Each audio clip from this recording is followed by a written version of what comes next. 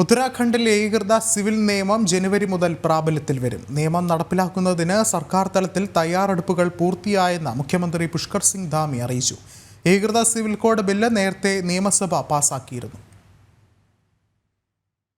ഉത്തരാഖണ്ഡിൽ ഏകീകൃത സിവിൽ നിയമം നടപ്പിലാക്കുന്നതിനുള്ള അന്തിമ വിജ്ഞാപനം ഉടൻ പുറത്തിറക്കും. നിയമം ഈ ജനുവരി മുതൽ തന്നെ സംസ്ഥാനത്ത് പ്രാബല്യത്തിൽ വരുമെന്ന് മുഖ്യമന്ത്രി പുഷ്കർ സിംഗ് ധാമി വ്യക്തമാക്കി. ഏകീകൃത സിവിൽ നിയമം നടപ്പിലാക്കുന്നതിനുള്ള തയ്യാറെടുപ്പുകളും ഉദ്യോഗസ്ഥർക്കുള്ള പരിശീലനവും അവസാന ഘട്ടത്തിലാണെന്നും BJP സർക്കാർ ജനങ്ങൾക്ക് നൽകിയ വാഗ്ദാനമാണ് UCC എന്നും പുഷ്കർ സിംഗ് ധാമി പറഞ്ഞു.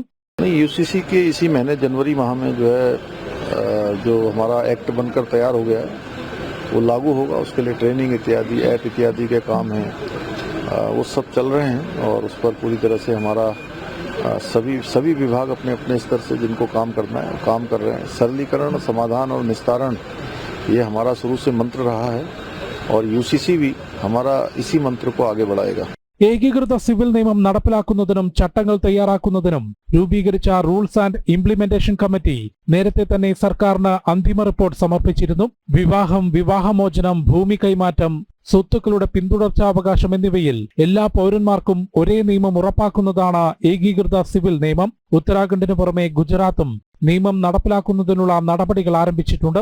ദേശീയ തലത്തിലും ഏകീകൃത സിവിൽ കോഡിനുള്ള നടപടികൾ പുരോഗമിക്കുകയാണ്. ജനം, ഡൽഹി.